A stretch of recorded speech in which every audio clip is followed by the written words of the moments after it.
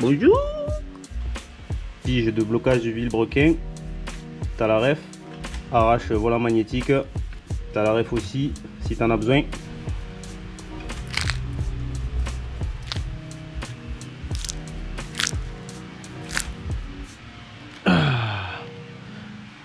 Bon, on se l'ouvre ce moteur ou on s'en...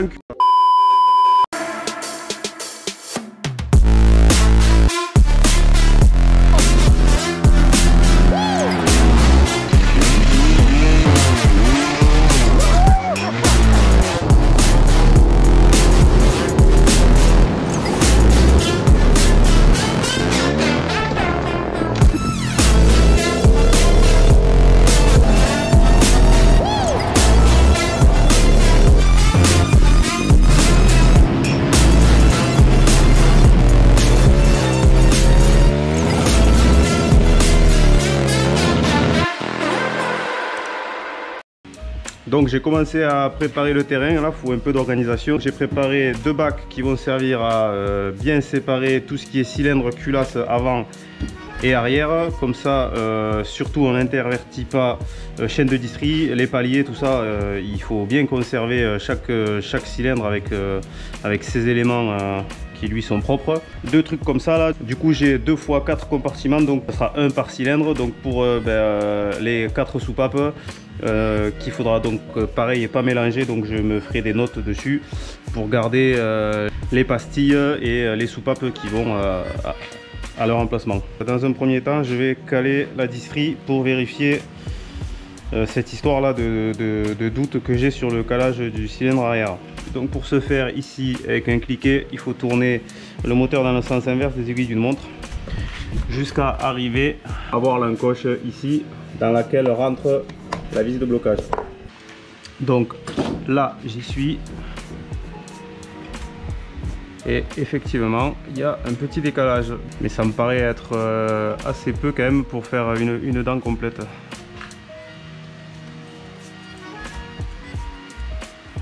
Je vais regarder sur le cylindre avant.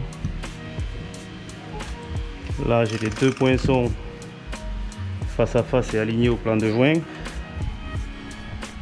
Et là je suis bien pile poil dans l'encoche. Là on est bloqué.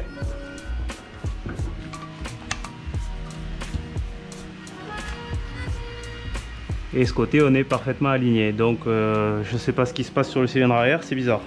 Donc avant d'aller plus loin, moi j'aimerais être sûr que ma distrie était bien calée. Donc j'ai sorti le tendeur. Le but, je veux essayer de voir si j'arrive à faire tourner d'un cran l'arbre à cam d'admission d'une dent. Est-ce qu'on tombe juste, ce qui voudrait dire que effectivement elle était décalée.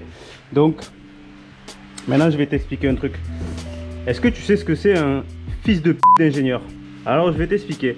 Un fils de p d'ingénieur, tu vois, c'est un mec qui se dit, tiens, pour serrer les paliers d'arbre à cam, qu'est-ce qu'on pourrait mettre comme vis qui foire à tous les coups? Ah ben Roger, mets du BTR de 5, ils vont être bien emmerdés les mecs quand ils vont démonter. Et ouais connard. Parce que je t'explique un truc, il existe plein de trucs merdiques sur Terre, hein, mais il y a un truc qui est bien merdique, c'est le BTR de 5. Ça sert à rien en fait, ça devrait même pas exister, tu vois. À la limite pour serrer des trucs de merde qu'on s'en bat les couilles là en fait t'es sur des paliers d'arbre à cam, tu vois, le truc qui est à peine un peu important. Et le type il a trouvé ça intelligent de mettre du BTR de 5. Alors je t'explique, ça c'est du KS Tool, hein. C'est pas du, tu vois, du Wish mes couilles là. Ben y a rien à faire, hein. Donc pour l'instant je les ai pas foirés parce que je sens que si je force plus ça va foirer. Donc j'insiste pas. À mon avis, hein, théorie perso, ce mec là c'est le même qui a vendu à PSA le concept de la courroie de distribution qui baigne dans l'huile. À tous les coups aujourd'hui il est planqué dans le maquis corse quelque part là parce qu'il y a des tueurs à gages à ses trousses. Là je n'en peux plus, je suis en bout du rouleau. Tiens, qu'est-ce qu'il y a là? Grâce à l'aide de mon frère, de son tournevis à frapper, de beaucoup d'insultes, on a réussi à les faire venir. On en a foiré aucune, alors on va les mettre neuves quand même. Du coup j'ai pas filmé le démontage du cylindre arrière. Et alors quoi? Qu'est-ce que tu vas faire? Mais vous allez voir la castagne que c'est la castagne moi. Castagne la tête comme un coup de poing moi. Saloperie de BTR. Donc bien sûr avant de démonter les paliers et tout le reste, j'ai contrôlé le jeu aux soupapes. qui n'est pas bon presque partout. Là on est hors côte, là on est côte mini, là on est quasi au mini, là on est bien, là on est au mini, là on est bien, là ça va, et là on est au mini. Donc j'ai du jeu à rajouter un peu partout. On verra ça au remontage, il faudra changer quelques pastilles. D'ailleurs, pour le contrôle du jeu soupape, si tu cherches à savoir comment il faut faire, il y a un gars qui a fait un tuto super bien détaillé sur un Super Duke. Moi je dis ça, mais tu devrais t'abonner à sa chaîne. Palier d'arbre à cam, nickel. Le cylindre arrière, pareil, hein. J'ai rien trouvé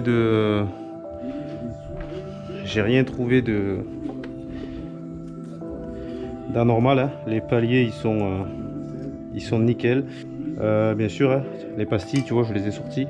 Elles sont notées chacune dans son compartiment et la soupape ira avec sa pastille. Donc là, je pense qu'il y aura des calaminages. Je vais certainement roder les soupapes. De toute façon, je vais les enlever pour mesurer la longueur des ressorts. Je regarde même le cylindre. On voit encore les stries d'usinage et tout. Bon, c'est vraiment clean. Le piston, le revêtement est encore présent. Pour moi, à part un peu de calamine qui s'en va à peine on frotte, hein. Il n'y a rien de... Visuellement, il n'y a aucun souci. Alors bien sûr, je vais voir si je le fais moi-même ou si j'envoie cylindre, piston, le vilebrequin quand il sera sorti pour faire mesurer toutes les côtes. Je vais à la coupe des segments pour voir l'usure. En fonction, après bien sûr, on changera ce qui a changé s'il y a quelque chose à changer. Les arbres à cam c'est pareil, hein. Ils sont propres. Chaîne de distribution, j'ai fait un repère dessus, hein. Ça c'est important, il faut la remettre dans le même sens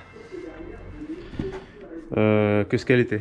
Donc là, pour en arriver là, il n'y avait rien de bien sorcier, hein. Donc le moteur il était calé au point Moreau comme je t'ai montré avec la pige. Les deux repères ici alignés au plan de joint côté intérieur. Tu sors le tendeur de chaîne, hop, les vis de palier, tu te fais chier comme moi, mais tu les sortiras. Et après, t'as plus qu'à soulever les arbres à cam comme ça, sortir la chaîne, hop.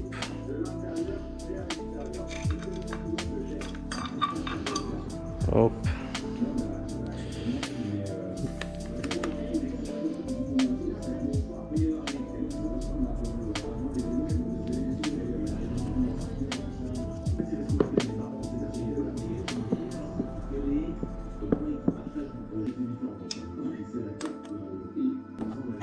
Hop.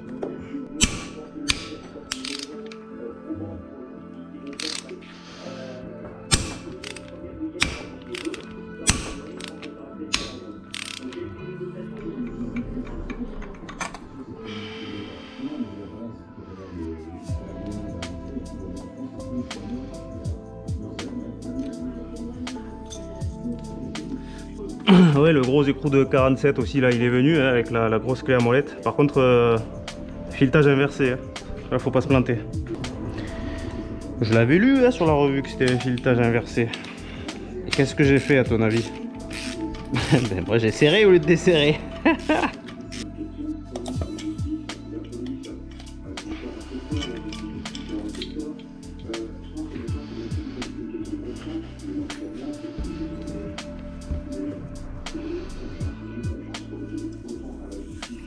C'est plus propre que le cylindre arrière.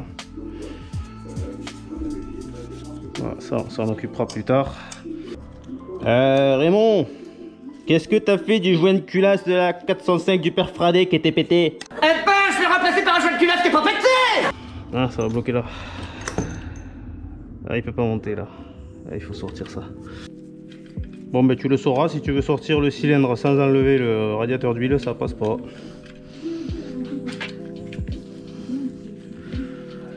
Non, ça va.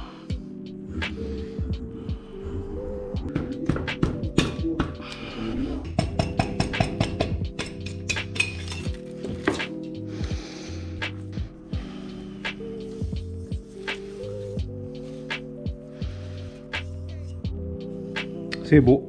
Mate-moi le diamètre du cylindre.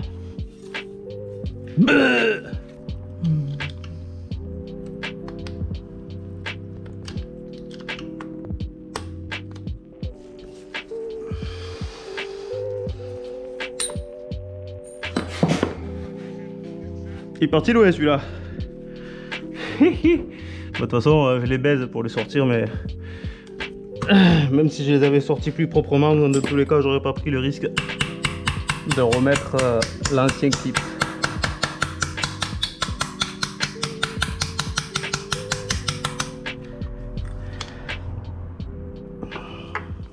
Encore un peu.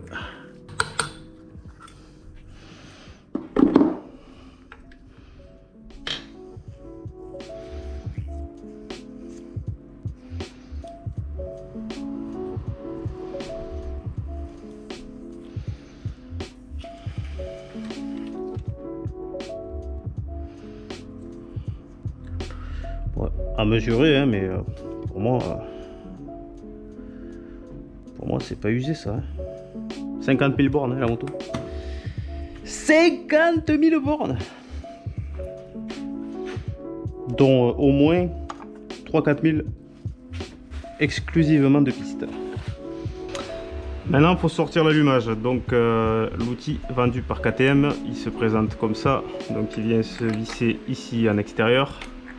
Et ça, tu vois bien ici, ça peut pas pousser. Donc ils vendent un outil spécial de pression qui vient se mettre à l'intérieur.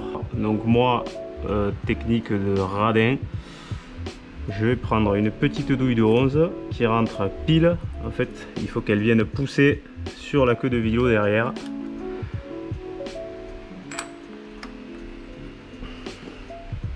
Et la vis va venir pousser sur la douille. On va voir si ça marche.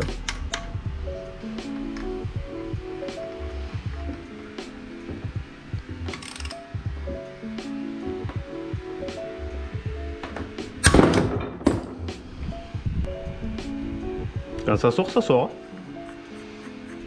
Voilà, ma douille a l'air intacte. La queue de vélo, elle n'est pas abîmée.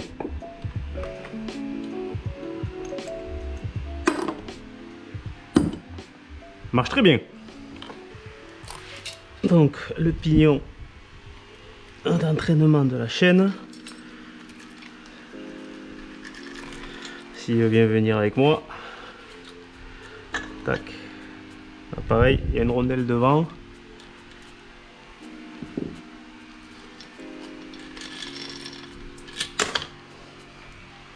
Donc la chaîne, tu vois, j'ai fait des repères en blanc sur le côté extérieur pour la remettre dans le même sens.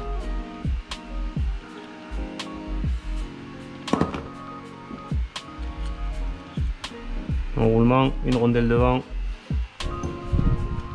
et une rondelle derrière. Donc on est toujours côté allumage. Bon, j'ai couché le moteur pour plus de facilité. Donc là il faut sortir l'arbre d'équilibrage.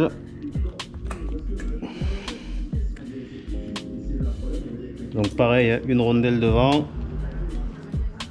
un roulement aiguille au milieu, et une rondelle derrière.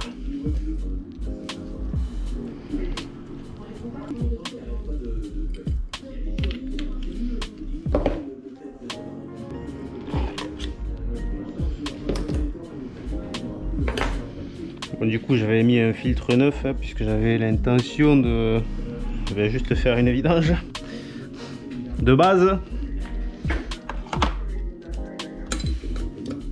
Ça c'est l'indicateur de rapport engagé.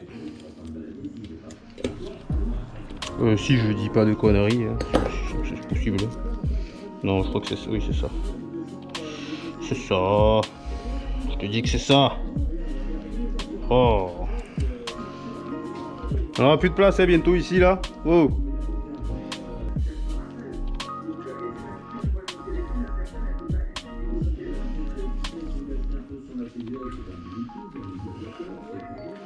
Les petits plots à ne pas perdre, on va les mettre ici. Et dedans, il y a des petits ressorts aussi qu'il ne faut pas paumer.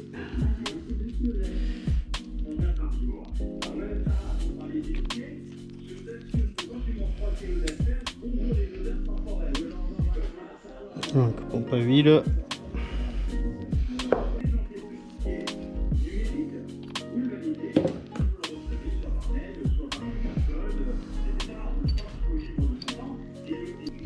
Là il faut sortir la petite tige ici.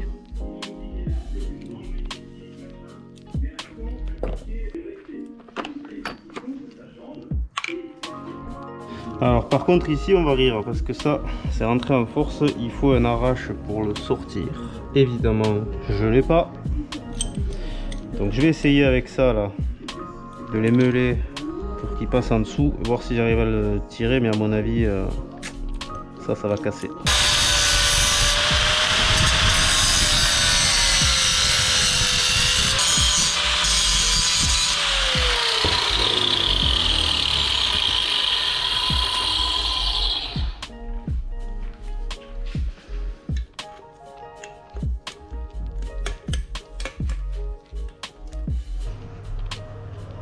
Si ça fonctionne, je m'ouvre la meilleure bière de ma vie.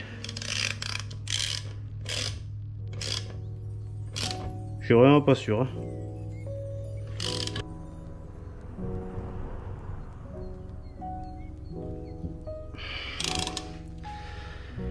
Peut-être chauffer un peu.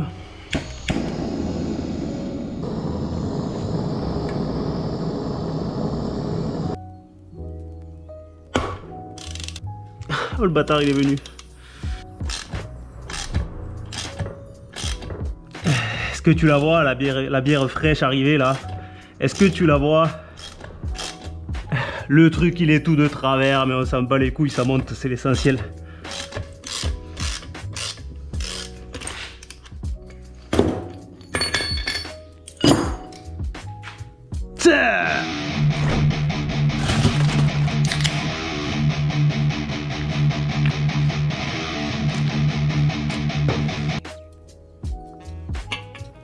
Alors c'est peut-être pas la méthode la plus conventionnelle, mais ça a fonctionné. J'ai rien abîmé et ça m'a rien coûté. Mais c'est pas fini mec. De ce côté là, il y a le petit frère là. Donc on va faire la même opération. Il restera à sortir la pompe à huile de ce côté, la tige de sélection, l'étoile de sélection. Et je crois qu'après on peut ouvrir. La même pâte, celui-là c'est pas la même hein. Alors l'autre côté il était tendu hein, mais alors celui-là, putain, ah, il a fallu sortir les biscottos. Du coup j'ai utilisé une douille parce que ça partait avec tu vois un écrou, une rondelle pour faire appui pour pas baiser la queue de vélo qui n'a rien eu. Bon par contre ma douille à mon avis là c'est terminé, elle a décidé de s'accoupler définitivement avec mon extracteur. Bon une douille comme ça me coûtera toujours moins cher que l'outil spécial vendu par KT. Du coup j'ai dû l'affiner encore un petit peu plus pour réussir à la glisser là, chauffer à mort, forcer comme un bœuf. Et alors quand elle a sauté mon pote, heureusement j'avais pas la GoPro parce que je l'ai pris dans le front. Du coup on est presque au bout pour pouvoir ouvrir l'écarter. Nickel. Elle était garée toute seule.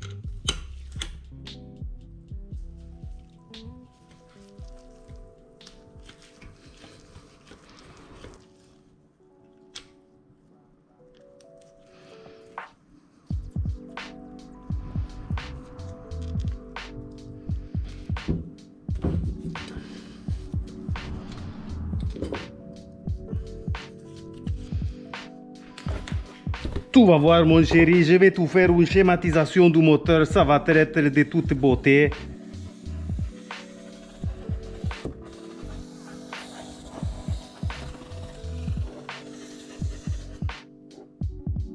Magnifique.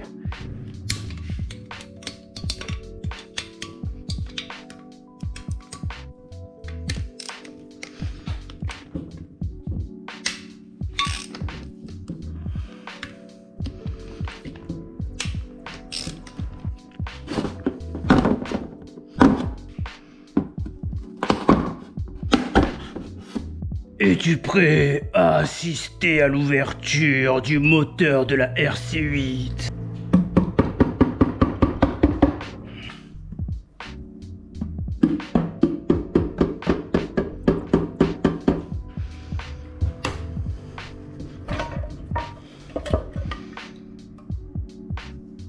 Bonjour!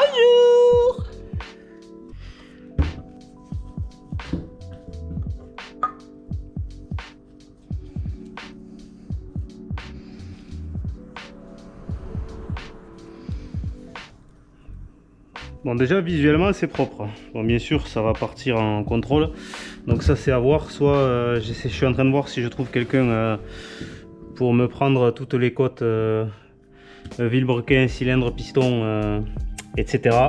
Si je trouve personne, je suis déjà en train de regarder pour m'acheter le matos nécessaire. Déjà ici, ouais, les coussinets, voyons ça de plus près. Ouais, déjà les coussinets de Vilo, bon, on va dire que, alors, encore une fois, je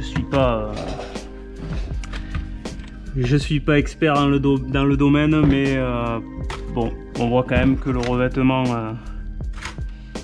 il a dégagé pas mal, donc il y a une usure. Alors il n'y a pas d'arrachement de trucs un peu bizarres, hein. Il n'y a pas de gros, il n'y a pas de dégâts, je pense. En fait c'est une usure normale, donc ben ça sera pas du luxe de le faire. Oula, par contre de ce côté c'est moins drôle.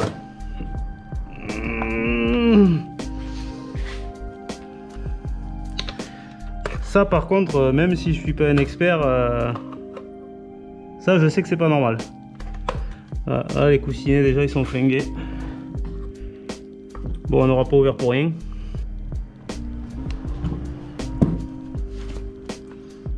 C'est comme avec une femme ça, faut pas y aller avec des gants, hein. Ouais, on le sent au passage d'ongles, donc coussinet flingué. Alors attends, c'était quel côté? C'est ce côté là. Bon, le Vilo il a rien, hein. Après c'est pareil, hein. Encore une fois je suis pas un expert.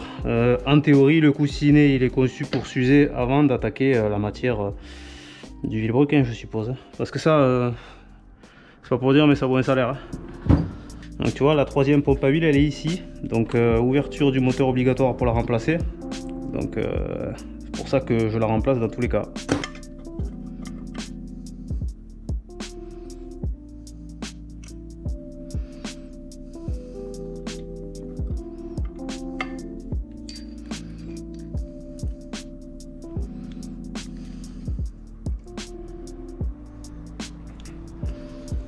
Bon, on va sortir la boîte. Là,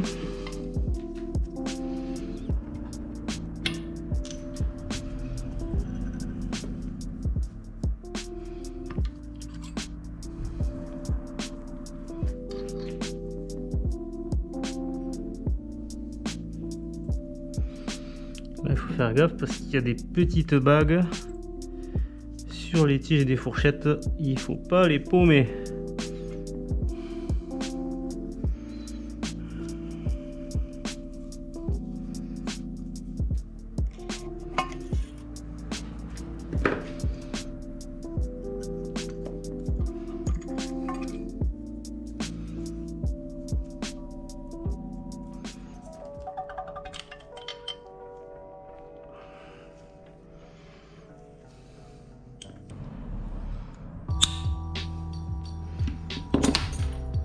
Vas-y, on se reverra.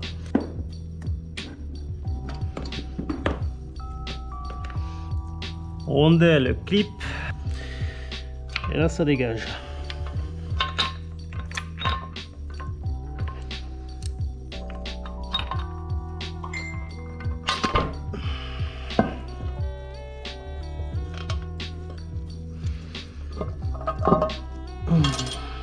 La rondelle elle va derrière.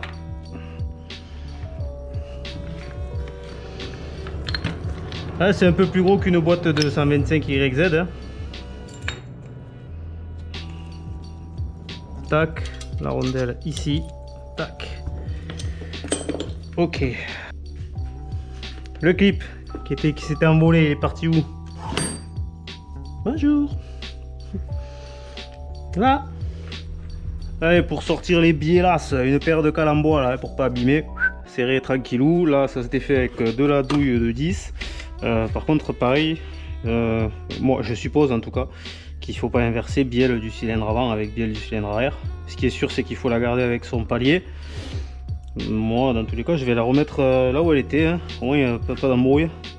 Donc, si je dis pas de conneries, non, je dis pas de conneries. Là, on est côté allumage, et côté allumage, la première, la bielle de dessus, c'est le cylindre arrière. Donc, celle-là, c'est le cylindre avant. Comprends-tu?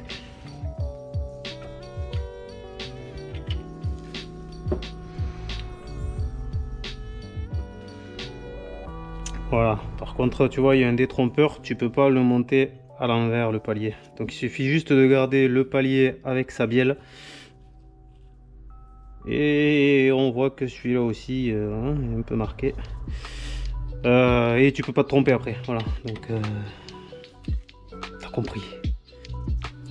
Là, là c'est marqué.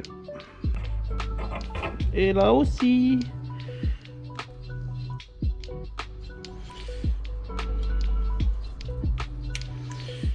Ouais, donc on va contrôler ça aussi plus tard. En attendant, hop. Ça aussi, vis de bielle, normalement, ça se remet en neuf hein, au remontage. Donc si tu as suivi, qu'est-ce qu'on a dit? Ça c'est le cylindre avant. Marqué là.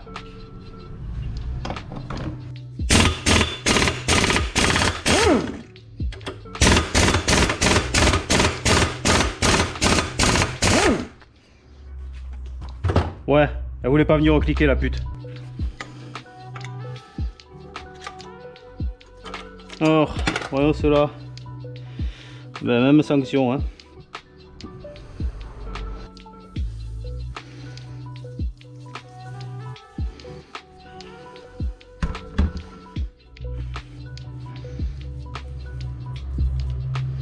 Bon ben écoute, déjà le vilo il est propre, c'est le principal parce que ça aurait pu très vite devenir la galère.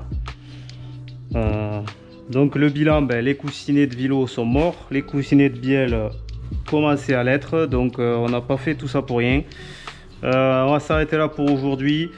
Pour la suite, moi je vais commencer à nettoyer tout ça, faire tout propre, nettoyer les plans de joints. Il faudra sortir tous les roulements, ça je verrai si je le mets pour la prochaine vidéo. Je dois aussi me procurer un lève-soupape pour sortir les soupapes. On va décalaminer tout, les chambres de combustion, les soupapes, j'ai envie de les sortir, roder les sièges de soupape, décalaminer les pistons, enfin j'ai envie d'essayer de remonter un moteur nickel chrome. Donc il va falloir aussi mesurer toutes les côtes, comme j'ai dit, pour savoir qu'est-ce qu'on va prendre comme coussinet, savoir s'il faut faire une segmentation ou pas. Inspecter la boîte, d'abord ranger tout ce merdier, enfin il y en a partout. Il y en a partout. Sur ce, je te dis à la prochaine et puis à plus.